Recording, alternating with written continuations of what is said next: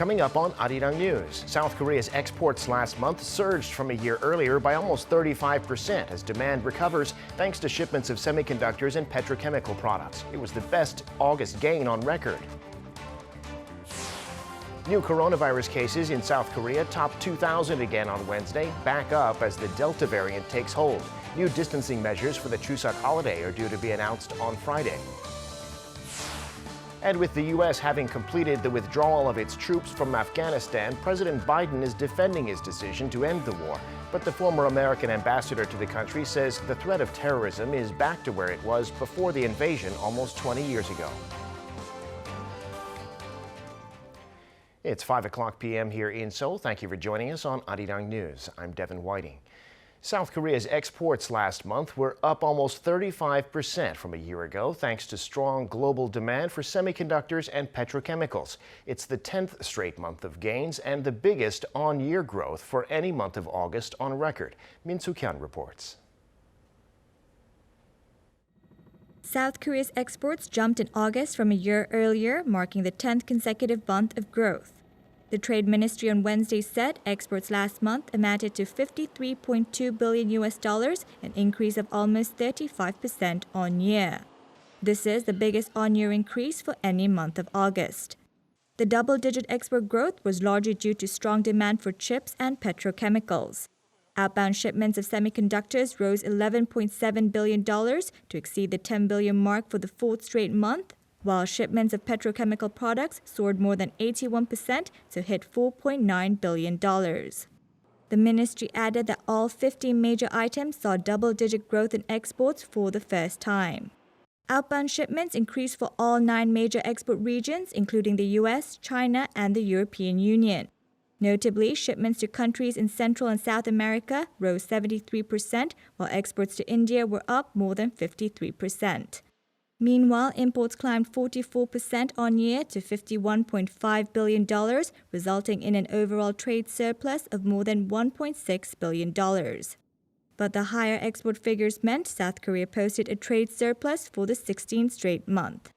Min Soo-kyun, Arirang News. Data show men working at publicly traded companies in Korea earn around 1.6 times more than women. According to the Ministry of Gender Equality and Family, the average male employee at these firms makes around $69,000 a year, while the average woman makes around $44,000.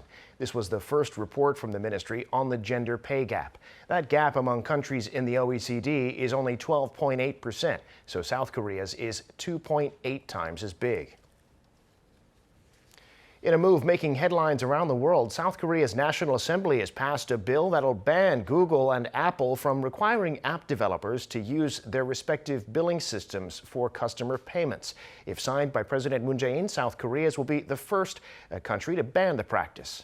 Ji-young has more. South Korea has passed a closely watched bill to remove in-app payment restrictions imposed by operators like Google and Apple. The National Assembly approved amendments to the Telecommunications Business Act on Tuesday that'll prevent Google and Apple requiring software developers use their in-app payment systems. I announced the approval of the amendment. For every dollar a consumer spends on a mobile game in the Google or Apple app stores, those firms take as much as 30 cents as commission. Google and Apple have been charging commissions of up to 30% on every purchase of mobile games via their app stores. The move to allow users in South Korea to enjoy a variety of payment options for in-app purchases began after Google announced last September that it would enforce its billing policy on all Play Store apps. The bill, should it be signed into law by President Moon Jae-in, will allow app developers to direct consumers to other payment platforms where Google and Apple cannot scoop up their lucrative commissions. There has been an outcry from developers around the world over their high commissions. Foreign media outlets report that the bill could impact the shape of the internet as we know it. Bloomberg said the bill will open up their app stores to other payment systems, setting a potentially radical precedent for their lucrative operations everywhere from India to the US. An expert said South Korea's passage of the bill could spur similar actions abroad. If Google continues to force its in-app payment systems on users, other countries will also try to take legal action against it following South Korea's precedents. This will put Google on the defensive. Once the bill is signed by President Moon, South Korea will become the first country in the world that legally enforces tight reins on Google and Apple's in-app payment systems. 엄지영, Arirang News. Homeowners in South Korea have seen a surge in the value of their property, pushing some into a higher property tax bracket. So the government has changed the rules starting this December to reduce the burden. The National Assembly on Tuesday passed an amendment to the gross real estate tax, which refers to the threshold at which homeowners start paying a property surtax ranging from about 0.5% to 3%. The threshold where that kicks in has been raised from homes worth 900 million won, about 750,000 US dollars, to 1.1 billion won, which is around $950,000. That'll reduce the number of people who pay the tax from 183,000 to 94,000. South Korea has become just the 14th country in the world to write into law its carbon neutrality goal. The National Assembly on Tuesday passed the Framework Act on Carbon Neutrality and Green Growth. Kim Yo-sun has this report. South Korean lawmakers on Tuesday passed the Framework Act on Carbon Neutrality and Green Growth, one that's expected to serve as a basis for reducing greenhouse gas emissions. The legislature stipulates the goal of cutting emissions in 2030 by 35% or more from 2018 levels. The 2030 reduction goal is dubbed internationally as a Nationally Determined Contribution, or NDC, which indicates each country's efforts to slash emissions in accordance with the 2015 Paris Agreement. This makes South Korea the 14th country to legislate a Carbon Neutrality Act. The act also provides legal backing for the country's Presidential Committee on Carbon Neutrality that was launched in May. Local business circles have expressed concerns over the legislature, saying it does not fully reflect their opinions. South Korea's 5 major business organizations, including the Korea Chamber of Commerce and Industry and Korea International Trade Association, have pointed out that South Korea has a lot of manufacturing industries compared to many other advanced countries. While acknowledging the 2050 carbon neutrality goal is an inevitable global vision going forward, they also urge the government to lay out specific goals and strategies by sufficiently reflecting the short period of time Korea has to achieve its goal. Kim Yo-sun, Arirang News.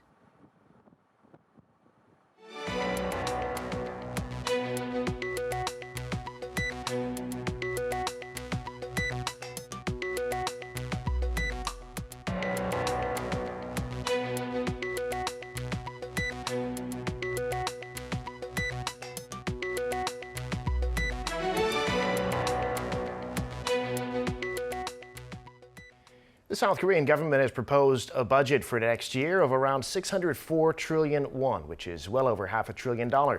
It's a record amount and an increase from this year of 8.3%.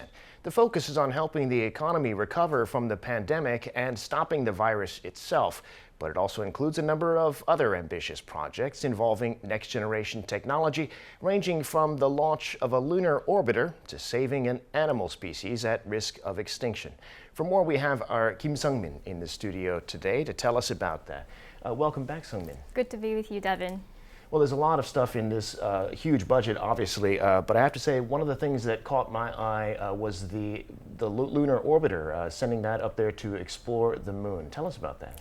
Right, the government is injecting an additional $17 million to the project next year, as South Korea's lunar exploration mission that has been running since 2016 will finally come to fruition.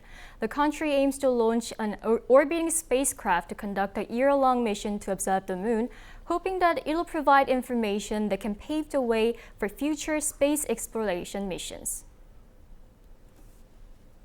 Countries like Japan and China are trying a similar approach, and KPLO will be a good chance for South Korea to prove its space technology. First, it could show Korea's deep space satellite technology and its ability to operate it. Also, it's going to be a great opportunity to build systematic ways of collecting and sharing scientific data with other countries through cooperation. And that mission's due to launch next year. Really fascinating. But in addition to that, there are other plans in this budget that will use technology to help people more in their everyday lives. You're right, Devin. One of them is a project using artificial intelligence to help people access legal information. Some $2 million has been set aside for this. Not many of us are legal experts, but we come across situations in daily lives where having some knowledge of the law would be handy, like in a case of theft or hit and run. The system using an AI program can help people find relevant information with much less time and energy by simply typing, "What should I do in a hit and run?" The government plans to cooperate with private tech firms and their own AI services like Kakao AI and Naver Clova. Well, Sungmin, high on the Korean government's agenda is achieving carbon neutrality. We just heard about that being legislated, put into law. What's in the budget when it comes to the environment? Yes, I'm sure we're all familiar with the boom in electric cars.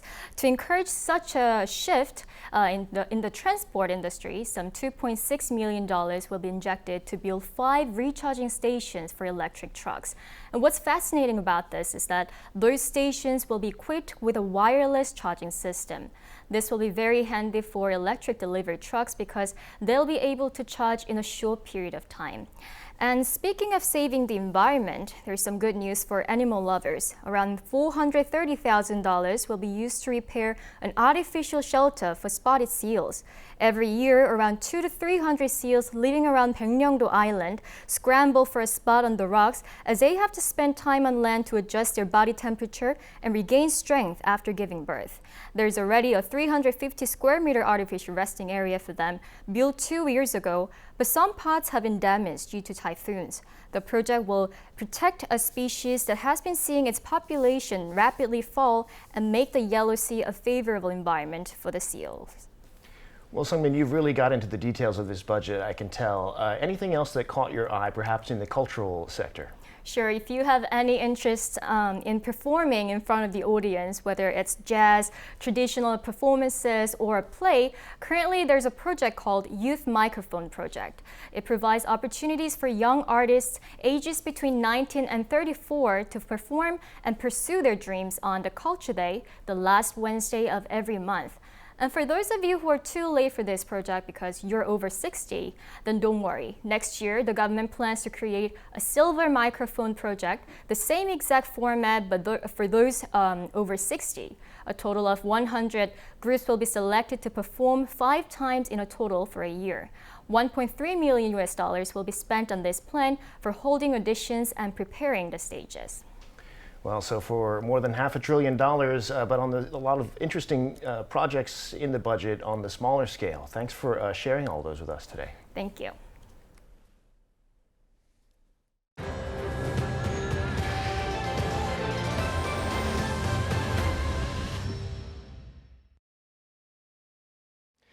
Now, the latest on the coronavirus in South Korea. New infections today rose back above 2,000 for the first time in a week.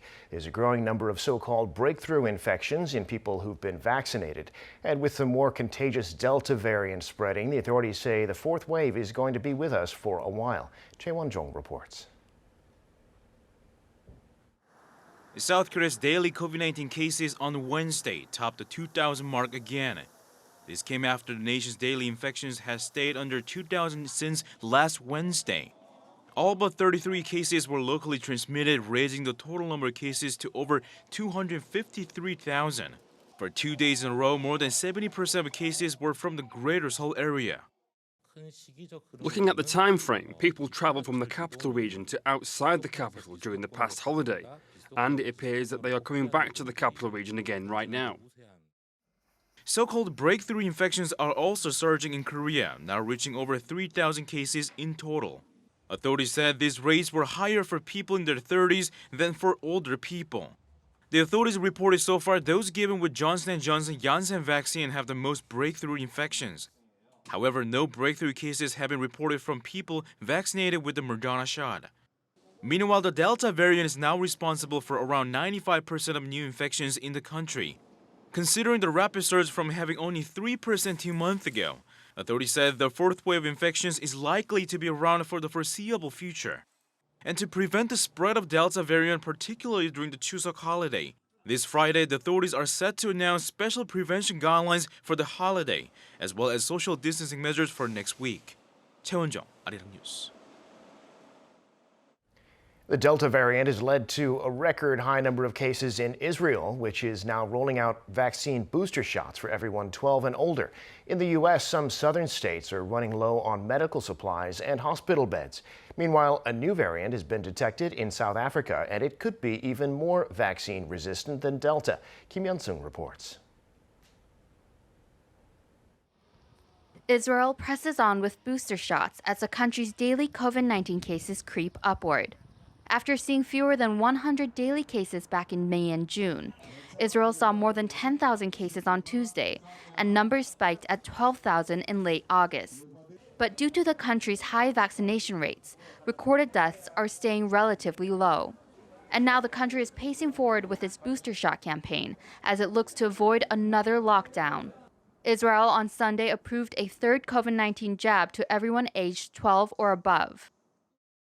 We believe that if enough people will get vaccine against the COVID from all the wide range of ages, we will take care of this, we will handle this fourth wave, and we can get the country back to the routine we knew before the Delta wave began. I wanted to get over with as soon as possible, back to life and all. So there won't be another lockdown, which is a bit worrying, more than the vaccine in my opinion. Meanwhile, hospitals in the U.S. are running out of beds and oxygen.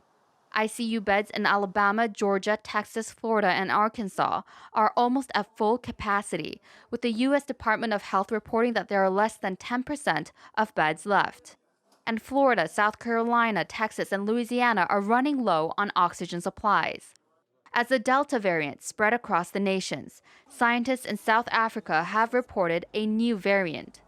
Named C12, the variant was first detected in May and has now spread to other countries in Africa, Europe, Asia, and Oceania. The exact threat from this variant we don't really know yet. Many of the mutations we see in this C.1.2 are the same mutations we've seen in some of the other variants of concern, particularly the beta and the alpha and the gamma. Lessel says the pattern of mutations could make the C12 variant more able to evade immune responses than the Delta variant. Kim Hyun-sung, Arirang News. Vaccinated people from South Korea will now be able to travel to Italy without having to quarantine when they get there. On Tuesday, South Korea, along with 20 other countries, were newly added to Italy's list of countries deemed to be relatively safe. This means they'll be exempt from Italy's mandatory 5-day quarantine. Passengers bound for Italy only need a proof of a negative COVID-19 test result taken at most 72 hours prior to departure.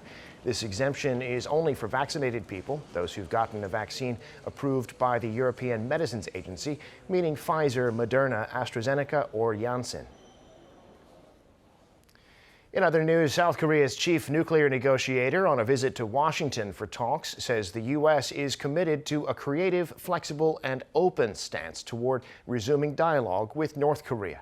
No Gyu-duk was speaking to reporters in Washington on Tuesday, and he said the U.S. is aware of the urgency of the nuclear issue. With U.S. officials, he said he spoke about cooperation on humanitarian aid for the North and said South Korea and the U.S. are fully ready to work with Pyongyang if it responds to the offer. In Washington, No met several U.S. officials, including his counterpart, Sung Kim, and the White House's chief Asia advisor, Kurt Campbell. And the latest on Afghanistan, U.S. President Joe Biden, who's faced criticism from all sides on the military's withdrawal from the country, says the operation was an extraordinary success. Critics say the withdrawal was chaotic and left Americans and Afghans who worked with the U.S. in danger. But Biden says it was time for the war to end. PNG reports.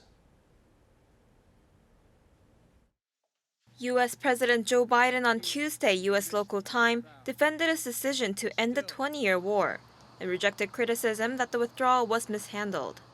Saying it was the best available option, he said he was not going to extend this forever war and was not extending a forever exit. It's time to end the war in Afghanistan. Over criticism that he should have extended the August 31st deadline in order to withdraw every American from the country, he said his decision was not, quote, arbitrary. Leaving August the 31st is not due to an arbitrary deadline. It was designed to save American lives. He added that 90% of Americans in Afghanistan who wanted to leave were able to leave. And for those who remain, there is no deadline, and the country is committed to getting them out if they want to go. He said that according to the State Department, about 200 Americans are still in Afghanistan. Biden also called a mission to evacuate more than 120,000 people in recent weeks an extraordinary success. Behind the success, there has been talk of a secret arrangement being made between the U.S. and the Taliban. Citing two defense officials, CNN reported Tuesday local time that members of the Taliban escorted Americans to gates of Kabul airport in a secret arrangement made with the U.S. military. One of the officials told CNN that U.S. Special Operations Forces set up a so-called secret gate at the airport and even had call centers to guide Americans through the evacuation process. The officials said Americans were notified in advance to gather at muster points close to the airport, where the Taliban would check their credentials and take them a short distance to a gate secured by American forces, who let them inside through huge crowds of Afghans seeking to flee. One of the sources also said that these escort missions happen several times a day. 배은지, Arirang News. The Taliban is now in control of Afghanistan, at least nominally, but the country is still rife with instability, division, and violence. And according to a former U.S. ambassador to Afghanistan, that means the threat of terrorism is worse than it was before the invasion, in large part because of a lack of intelligence gathering on the ground. Oh Soo-young has this report. President Biden may have declared an end to the war in Afghanistan, but 2 decades of blood and treasure spent in a bid to root out terrorism have done little more than to reset Afghanistan to pre-September 11th conditions. This according to Hugo Lawrence, former US ambassador to Afghanistan, during an interview with Arirang TV. After the last batch of American forces left Kabul, President Biden said Tuesday that the US would continue to counter terrorism without having to fight a ground war to do it. But without military and intelligence on the ground in Afghanistan, Lawrence is pessimistic. And I think we're going to have to deal with the terrorist threat as best as we can, but from an unfavorable position, trying to gather intelligence from 1,000 miles away, trying to launch military strikes from 1,000 miles away. Before we could get an aircraft on target from one of our bases, US and NATO bases, in 10, 15 minutes. We were there. We had the Afghan intelligence services were 15,000 intelligence officers, and they were in every one of Afghanistan's 34 provinces. Over those 20 years, we disrupted hundreds of terrorist cells all over Afghanistan. With the Taliban back in power, observers fear that Afghanistan will once again become a hotbed of terrorism, given the group's ties to an even more extreme al-Qaeda. The situation is further complicated as smaller groups scattered across Afghanistan's northern regions are resisting the Taliban's takeover, sparking concerns of a civil war. We always estimated that there were about 20 international terrorist groups operating in some of the ungoverned space in Afghanistan. And our fear is that a weak Taliban could result in these groups rising up. So it is a potentially very complicated situation. As the Taliban looks to solidify its rule by forming a cabinet, Lawrence says it's vital that the US play a role in the process, ensuring they don't harbour terrorists and also form a more inclusive government that respects the rights of all ethnic and tribal groups, including women and minorities. If the Taliban cooperates, we want to engage them and we want to work with them. We need to advance our interests. But I would say that it's a very difficult situation because prior to that, we had an allied government, a pro-Western government. Now, these were our former enemies, and it's going to be very complex. The retired diplomat says the Biden administration must strengthen cooperation with its allies and work with China and Russia to try and stabilize Afghanistan and hopefully stop extremist groups threatening regional security. Usuyang, Arirang News. And that brings us to the end of this newscast. Thank you for watching. More live news coming your way at 7 p.m. Korea time.